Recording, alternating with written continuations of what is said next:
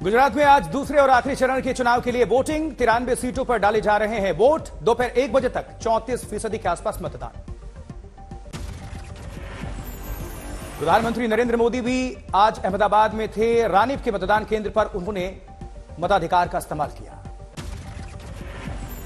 सुबह राजभवन से निकला था प्रधानमंत्री मोदी का काफिला सुरक्षा के सख्त बंदोबस्त के बीच। सड़क के दोनों तरफ मौजूद थे हजारों लोग। मोदी मोदी के लगे नारे। मतदान केंद्र से पहले रोका गया काफिला। पैदल चलकर गए पीएम मोदी। मतदान केंद्र में कतार में खड़े दिखे थे प्रधानमंत्री। बारी आने पर ही डाला अपना वोट। मतदान के बाद भाई के घर पहुंचे पीएम मोदी। इसी पते पर है उनका मतदाता पहचान पत्र। भाई के घर से निकलने के बाद पीएम मोदी ने मीडिया से की बात। लोगों से बड़ी संख्या में वोट देने की अपील की। पूरे रास्ते में खड़े थे लोग। प्रधानमंत्री मोदी ने हाथ हिलाकर किया सबका अभिवादन। एक दिन पहले से अहमदाबाद में हैं पीएम। बीती शाम मां के घर जाकर की थी मुलाकात। गांधीनगर में प्रधानमंत्री मोदी की मां हीराबा भी आई मतदान केंद्र तक। मताधिकार का किया इस्तेमाल। वहीं गृहमंत्री अमित शाह ने नारायणपुरा पोलिंग स्टेशन में किया मतदान। परिवार के साथ वोट डालने पहुंचे थे। मतदान के बाद अमित शाह ने पूजा अर्चना की। कामेश्वर मंदिर की परिक्रमा भी की। उत्तर प्रदेश की राज्यपाल आनंदीबेन पटेल भी आई अहमदाबाद। मताधिकार का इस्तेमाल किया उन्होंने।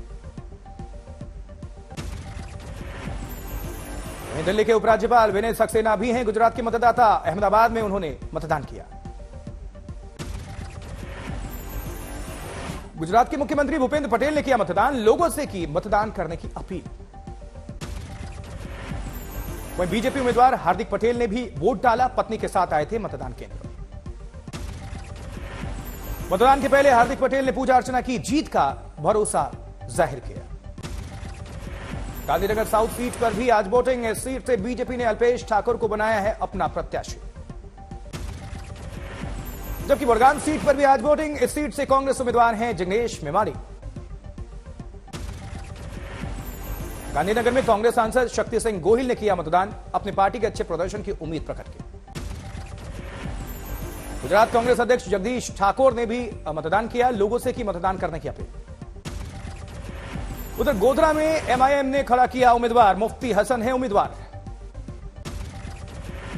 आम आदमी पार्टी के इशुदान गढ़वी ने भी मतदान किया। मतदान केंद्र पर लगे मोदी मोदी के नारे। दूसरे चरण की सभी 93 सीटों पर चुनाव लड़ रही है आम आदमी पार्टी। कांग्रेस ने 90 सीटों पर उतारे हैं अपने प्रत्याशी। उत्तर प्रदेश की मैनपुरी लोकसभा सीट पर हो रहे उपचुनाव के लिए आज मतदान। मैनपुरी से डिंपल यादव एसपी की उम्मीदवार हैं। सैफई में पोलिंग बूथ पर आए थे अखिलेश यादव। मताधिकार का उन्होंने इस्तेमाल किया।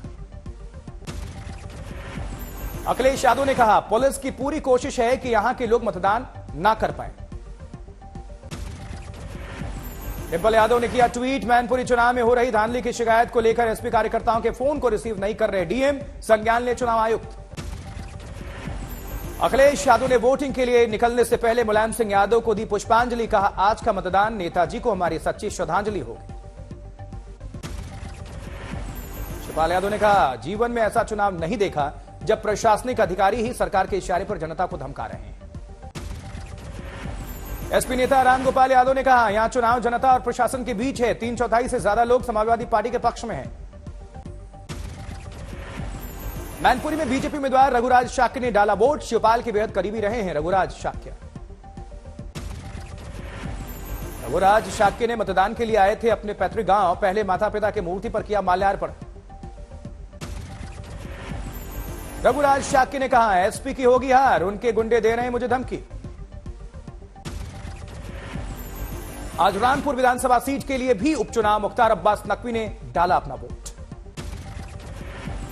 रामपुर में समाजवादी पार्टी के कार्यकर्ताओं ने लगाया आरोप। बीजेपी कार्यकर्ताओं ने तोड़ दिया उनका इलेक्शन काउंटर। जबकि खतौली विधानसभा सीट पर भी आज मतदान। एसपी का आरोप सीओ राकेश कुमार सिंह बीजेपी के एजेंट के रूप में कर रहे काम। मुस्लिम मतदाताओं का आधार कार्ड देखकर भगा रहे। समाजवादी पार्टी का प्रतिनिधिमंडल पहुंचा था चुनाव आयोग के दफ्तर। प्रशासन के खिलाफ पक्षपात का आरोप लगाया। भारतीय जनता पार्टी का 5 सदस्य डेलीगेशन भी आया था उत्तर प्रदेश राज्य निर्वाचन आयोग समाजवादी पार्टी पर चुनाव में अराजकता फैलाने को लेकर। जबकि बिहार की कुढ़नी विधानसभा सीट पर भी आज वोटिंग जेडीयू उम्मीदवार मनोज सिंह कुशवाहा और भारतीय जनता पार्टी उम्मीदवार केदार गुप्ता के बीच है यह मुकाबला। छत्तीसगढ़ की भानु प्रतापपुर सीट पर भी मतदान आज बीजेपी उम्मीदवार ब्रह्मानंद नेताम ने डाला वोट। राजस्थान की सरदार शहर विधानसभा सीट पर भी आज उपचुनाव मतदान जारी है। ओडिशा की पदमपुर सीट के लिए भी मतदान जारी। 8 दिसंबर को आएगा गुजरात, हिमाचल और उपचुनाव का रिजल्ट। आज तक पर देखें सबसे तेज और सटीक नतीजे। उधर उत्तर प्रदेश के डिप्टी सीएम केशव प्रसाद मौर्य ने कहा एसपी के आरोप गलत हैं, सत्ता के दुरुपयोग की आदत है। अहमदाबाद में मतदान के बाद दिल्ली लौटे पीएम बीजेपी मुख्यालय पहुंचे। आज से दिल्ली में भारतीय जनता पार्टी की 2 दिवसीय राष्ट्रीय पदाधिकारियों की बैठक हो रही है और प्रधानमंत्री ने इसका उद्घाटन किया है। बीजेपी की बैठक में आगामी लोकसभा चुनाव को लेकर बनेगी रणनीति। राज्यों के बीजेपी प्रभारी, सहप्रभारी और फ्रंटल ऑर्गेनाइजेशन के प्रभारी और महासचिव हिस्सा ले रहे हैं। इसमें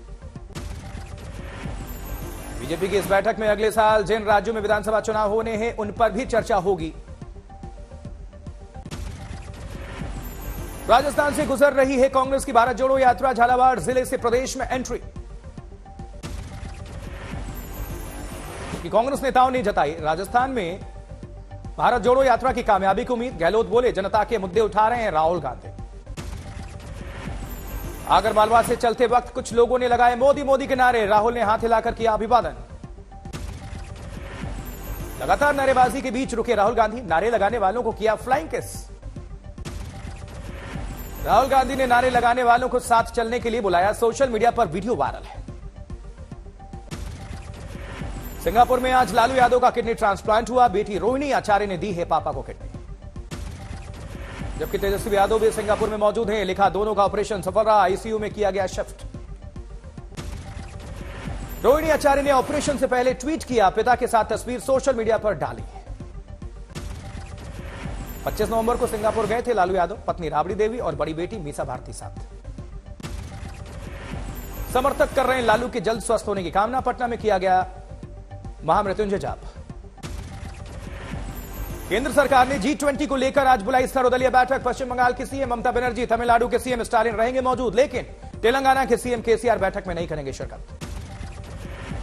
G20 समिट को लेकर राष्ट्रपति भवन में होने वाले इस बैठक की अध्यक्षता प्रधानमंत्री मोदी करेंगे। सूत्रों के मुताबिक जेपी नड्डा, मल्लिकार्जुन खड़गे, चंद्रबाबू नायडू और ओडिशा के मुख्यमंत्री नवीन पटनायक इस बैठक में होंगे शामिल। भारत सितंबर 2023 में G20 शिखर सम्मेलन की करेगा मेजबानी। प्रधानमंत्री मोदी ने इसे देश के लिए गौरव का क्षण बताया।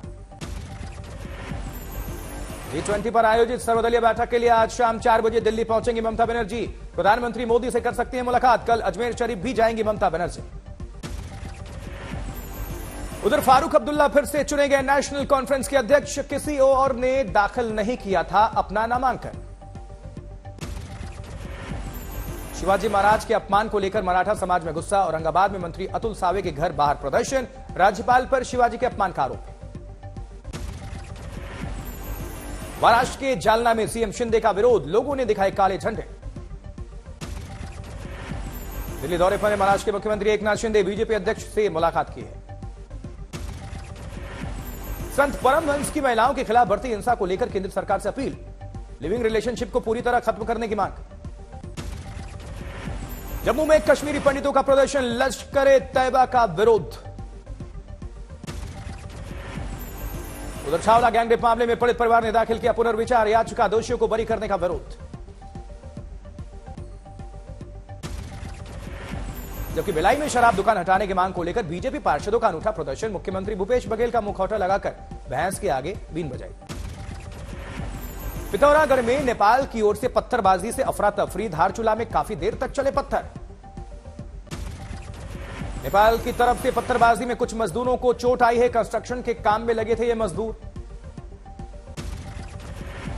जबकि गैंगस्टर राजू ठेठ की हत्या को लेकर सीकर में कम नहीं हो रहा तनाव। लोगों ने किया विरोध प्रदर्शन।